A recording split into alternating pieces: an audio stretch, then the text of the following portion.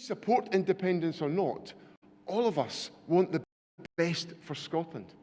But as First Minister, when I look at the direction of travel of the UK, under Labour, under Tory, or as is looking increasingly likely, Nigel Farage, I would not be doing my duty were I not to offer people a very different choice.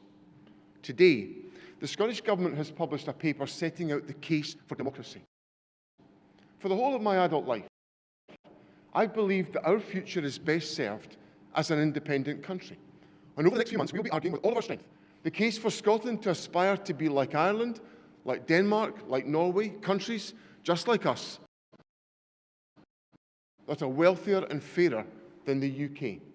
For me, the case for Scottish independence is self-evident. Others, of course, take a different view, and they are entitled to that different view. But today's paper is about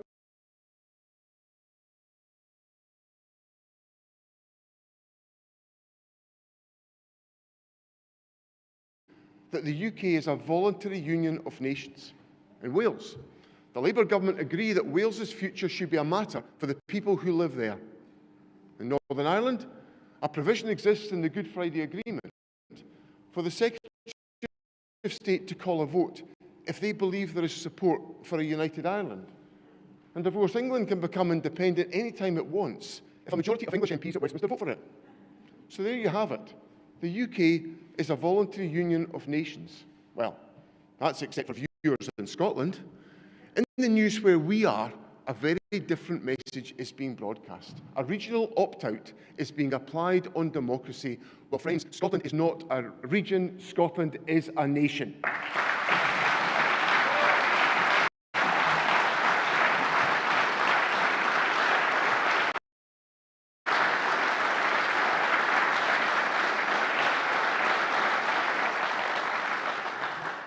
As today's paper sets out, for decades,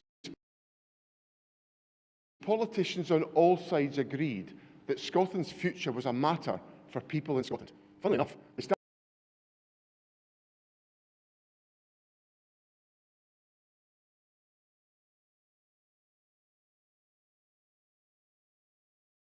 getting an answer from the people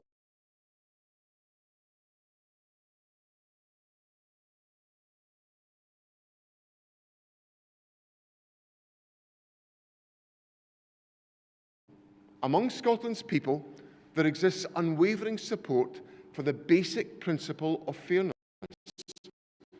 A resolute belief that if Scotland wants a say over her own future, then Scotland shall have one. At this pivotal moment,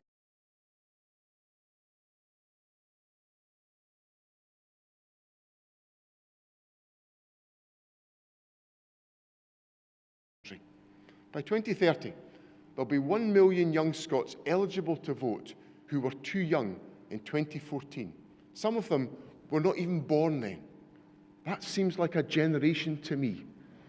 More than anyone else, Scotland's future is their future, and they deserve to be heard.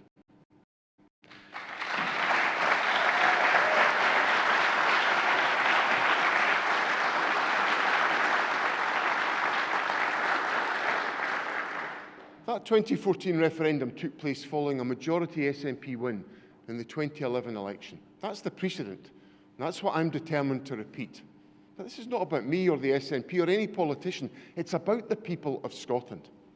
And to the people of Scotland, I believe this can be a rallying declaration that Scotland is a nation, that we affirm that every nation has the right to choose her own future.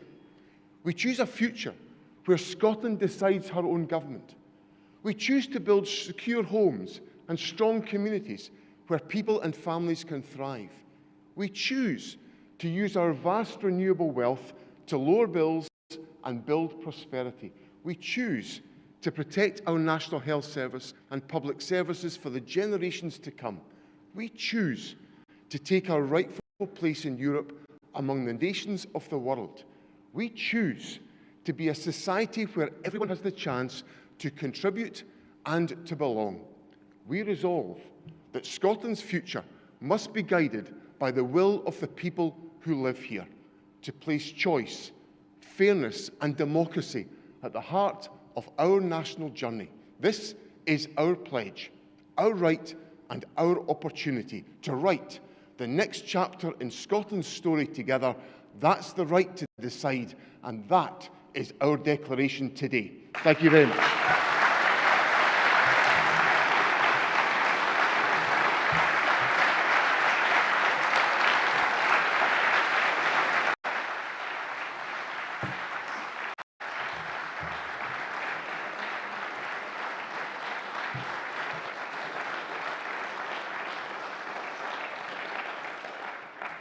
Thank you all. What we're going to do now is move to some broadcast questions, and then I'll speak to the print journalists after we finish the event. And I'll come first of all to Colin Mackay of Scottish Television. Colin. The Prime Minister is in Scotland today. Have you or will you speak to him about your demands today?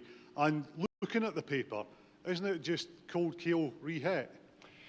What the paper is, Colin, is an explanation of the long-standing arguments and points put forward by many voices in this debate, a lot of them Westminster politicians, who have accepted the fundamental right of the people of Scotland to decide their own future.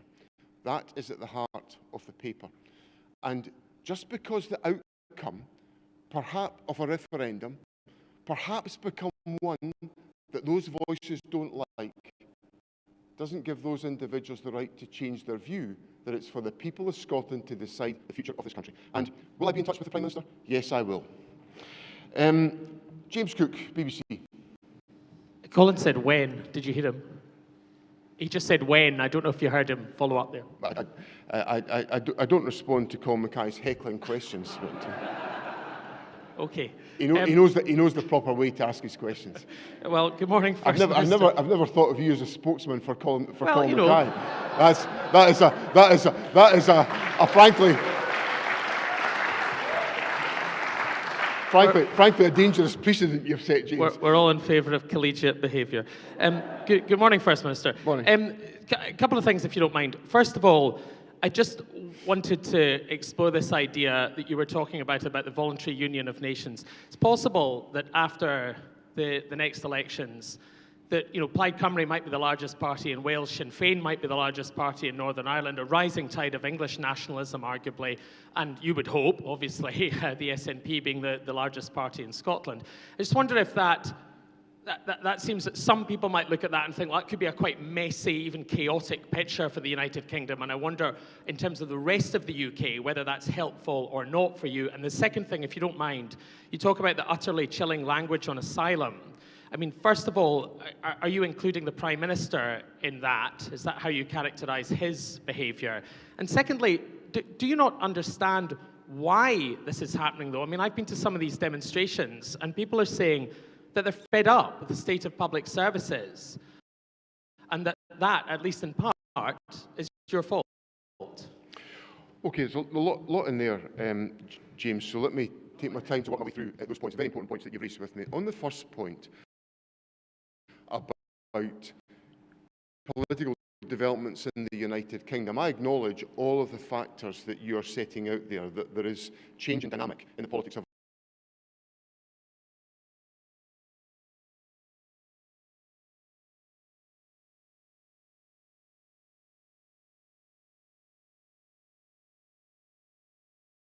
to decide our future, and there should be no impediment any voluntary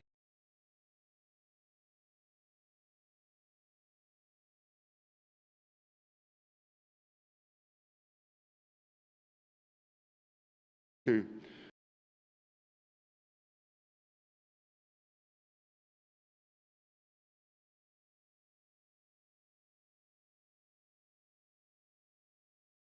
people of Scotland were entitled to decide the way in which they were governed. So I remember the claim of right from the, as you know, I've been around a long time, I remember the claim of right from the Scottish Constitutional Convention, which was founded on the right of the people to decide. Canon Kenyon Wright, who spoke for the convention, said that, people say if the voice from London says no, and we say we're the people, and we say yes. We can't, none of us forget these moments.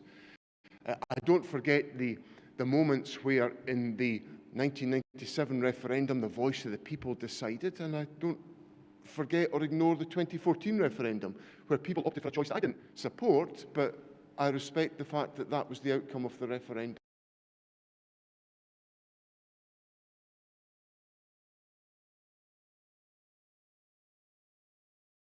I'm appalled that the Prime Minister is basically toadying along behind Nigel Farage. I'm horrified by what he's doing.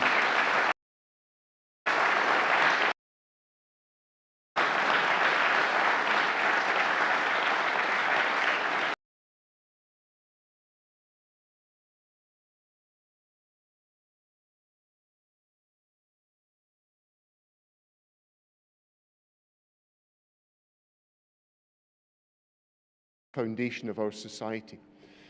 And then when I come on to the last point that you make about the anger that people feel in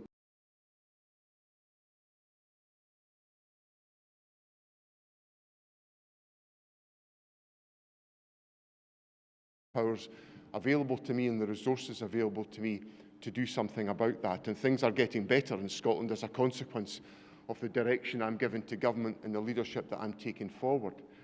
But there are some hard underlying realities.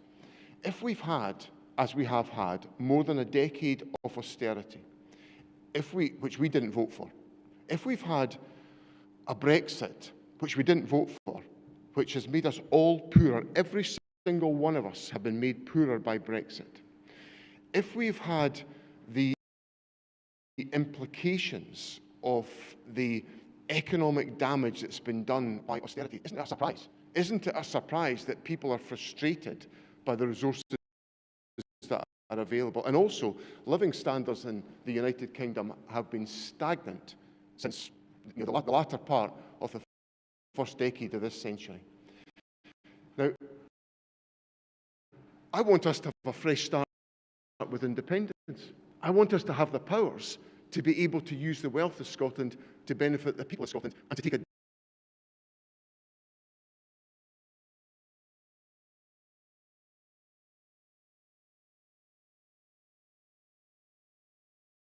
standards of living haven't increased. And the reason why standards of living have not increased are unreservedly the responsibility of foolish decisions made at Westminster on austerity and on Brexit and all that flows from that.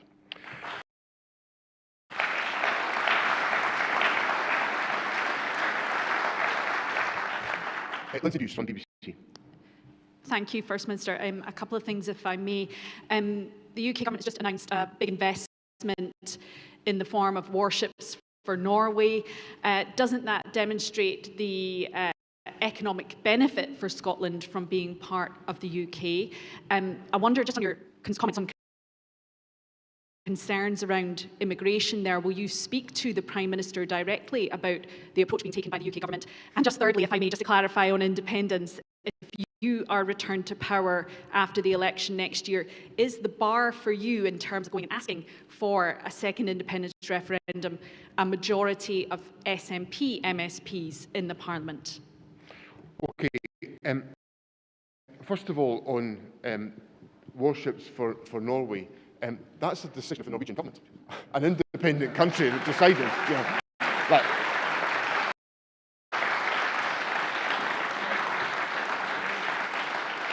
you know, I was told throughout the referendum debate that there'd be no way there'd be any warship orders from any other country to come to the Clyde shipyards, and lo and behold, they've come. Why? Because they're good shipyards. So it just debunks totally and utterly some of the nonsense that we got during the independence referendum. And the other thing I'm going to say about this, yesterday the Prime Minister twice in the House of Commons said that I had not welcomed the Norwegian warship orders. Now, journalists were with me on Monday when I welcomed these orders.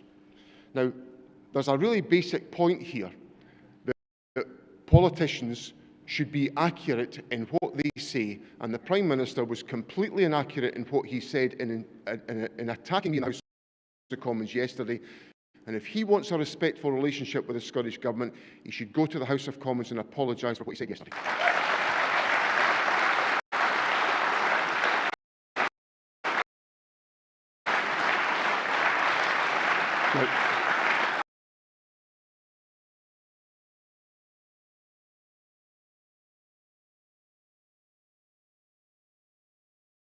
A distinct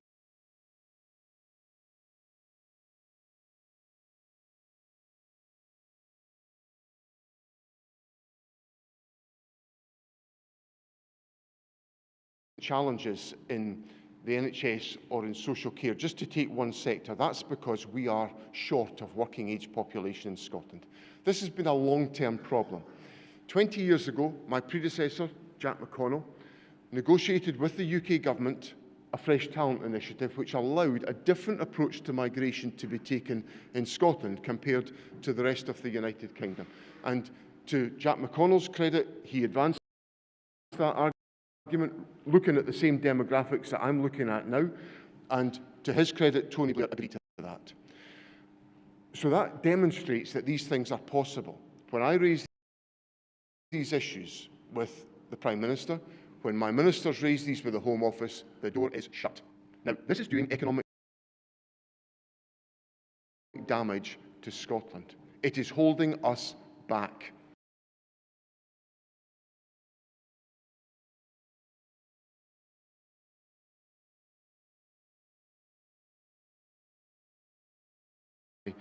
We'll pursue that with the Prime Minister. And on your last point, Lindsay, the proposal I've put to the party conference, which is what I believe is the necessary proposal to be taken forward, is that we have to rely on the precedent of 2011. In 2011, a majority of SNP MSPs were elected to the Scottish Parliament, and a referendum followed from that. Now, we've had the alternative in 2016 and 2021. There's been an independence majority, but it's not been SNP MSPs. And I think what we have to do to break the logjam is to repeat what we achieved in 2011 and make sure the UK government has no answer to escaping from the precedent that was established in 2011, which delivered a referendum on Scotland's constitutional future. Okay.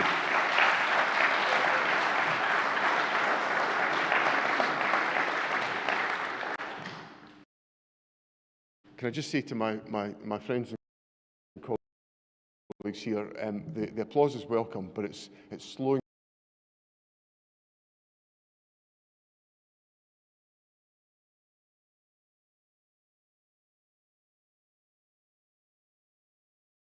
reported that patients in Dumfries and Galloway are still waiting up to 2 years for life-changing surgery. The Patient Safety Commissioner said this week that Scotland has a bed crisis, and your previous commitment that no one should wait more than a year for surgery by March next year is now called an aspiration by your Health Secretary. What would you say to people who might wonder why the Scottish Government has a renewed focus on independence when, despite improvements in some areas, as you say, there's still major problems facing the NHS and other public services? Well, there are big issues facing the National Health Service. We're in a recovery from COVID, and if you pause a large amount of elective healthcare treatment for the best part of 2 years, it will take time to recover from that, and we are intensely focused on that. And as I've indicated, as the Health Secretary has talked about as well, we are now seeing the inpatient waiting lists falling, and we're seeing significant progress on those unacceptable long waits that you put to me, Kieran. And I totally accept that some people are waiting too long for treatment, but a large number of people are getting treatment, and many of them are getting treatment within the treatment time guarantee of 12 weeks. So the issue that we face as a country is that we will do everything we can within our devolved powers, and I think it's pretty obvious to people that since I became First Minister in May of 2024, that I have been giving my absolute all to strengthening public services and the economy in Scotland. I've got to broaden out the argument about some of the challenges that we face, and some of the challenges that we face are about the strictures of the financial arrangements that we're under, the continuation of the austerity agenda. We are not seeing an agenda which is about rebuilding coming out of the UK government. And that's why this issue, the issue of independence and the choice of the people of Scotland, is essential for us to have that wider debate about the future of the country. Can I come to Alan Jenkins from Channel 5? Alan? No? Right, okay. Craig Payton. Thanks, Westminster. I'm just further to Lindsay's question. I'm just inquiring about the parameters that you're setting for an independence referendum. You've said that the precedent is set in 2011 as an SNP majority, but just to quote from the paper that was released last night, it depends on the people of Scotland returning a Scottish Parliament that supports the holding of a referendum. Technically, that precedent has already been met and was met in 2021 with a pro-independence supporting Parliament. I'm just wanting some clarity here. I'm just wondering if you're setting a little bit of wiggle room for yourself after next year's election if you don't get that SNP majority. Well, I think if I go back to the answer to Lindsay, in 2016 and 2021, the scenario that you've just put to me, Craig, was met, and that was that there was a majority of independents supporting MSPs, and it didn't result in a referendum because that was ignored by the UK government. I'm simply looking at the reality and saying, well, at what time, at what moment did an independence referendum happen? It happened in 2014, after an election in which the SNP won a majority of seats in the Scottish Parliament on our own. And I'm advancing the argument, which I think has got a lot of substance because it relies on the principle of precedent. What happened before? In a given set of circumstances, in 2011, a majority of SNP MSPs were elected to the Scottish Parliament, and 3 years later, there was a referendum agreed mutually between the UK government and the Scottish government. That, to me, is the precedent that's been established, and that's what I'm aiming to achieve with the proposal I'm putting to the party conference in October, and which will be the foundation of what I put to the people in the election in May. And the last broadcast question is Gina Davidson from Global. Gina. Thanks, First Minister. On that proposal you're putting to conference, already we've heard from some SNP members saying that this paper is premature and it's disrespectful to them because that debate about the Constitution and your approach needs to take place on the conference floor, and they obviously plan to try and amend your motion. They don't believe that's the right way ahead. What is your message to them? And also, can I just ask, yesterday you made a statement about what's happening in Gaza and what your government is doing to support Gaza. You flew the Palestinian flag from government buildings. The Jewish Council of Scotland have said they are deeply concerned about that move and how it will impact the safety of Jewish people in Scotland. I believe they have written to you about that. They say despite meeting with you on Monday, they were very worried to hear your words yesterday. What do you have to say to them? Well, let me take that issue first, Gina, because I went through a lot of this in Parliament yesterday, and I think it's important that I repeat it here today, and I'm glad that you've raised that with me. I want every community in Scotland to feel safe and supported and welcomed and valued. That's who I am. That's what I'm about. And I knew, the reason I met with the Jewish community on Monday is I knew they would be uncomfortable with a lot of what I was going to say in Parliament. But I have to do the right thing, and I have to operate within the law, which underpinned what I said to Parliament yesterday. Now, I will continue to engage in dialogue with the Jewish community. I will listen to their concerns about safety, and I will represent their concerns of safety to Police Scotland, and I know that Police Scotland support the community and work with the community very actively, and I have no complaints from the community about the work of Police Scotland, who are very attentive to all communities within Scotland. But there is a genocide going on in Gaza that I cannot ignore. I just cannot ignore it. And I have to reflect that in the priorities of my government. As I explained to Parliament, I am obliged to respect international law by the Ministerial Code. I do not want to be in breach of the Ministerial Code, and with the information available to me just now, I have to act on that, because that's the basis of my statement to Parliament yesterday. But to the Jewish community in Scotland, I say that the community is welcome, valued will always command my attention and my interest, and I will do whatever is required to assure them of their safety. Now, on the debate about the independence proposals at party conference, the party conference is a democratic institution. Contrary to what often gets said, I don't control the party conference. You know, the agenda is decided by a conference committee. That committee will be looking at all the different proposals. I'm glad they've put the proposal from Keith Brown on the agenda for the party conference. I'm quite sure the party will have an open debate. But what I simply say to my party is this, is to look at the frustration. And I feel the frustration that people feel from that we've had independence referendums supporting majorities in the Scottish Parliament in 2016 and in 2021, and it has not resulted in a referendum. But we got a referendum in 2014 because the SNP won an overall majority in the Scottish Parliament. And I simply say that, to me, is the reliable and dependable route to achieve a referendum on independence. And the reason why we need a referendum on independence is because we need to be confident that the route we take will result in Scotland becoming independent. And I don't say that glibly, because for Scotland to become independent, there has to be agreement about the process. There has to be recognition that we in Scotland have taken a legitimate decision so that an independent Scotland can have domestic and international legitimacy. So not only do I want to win the case for an independence referendum, I want to win the case for independence, and I want to deliver independence. And that's why my resolution is so central to the agenda at the party conference and is so central to the party's strategy. So, on that note, can I thank everyone for being here today. We are at the moment the start of an exciting journey where we want to engage not just people who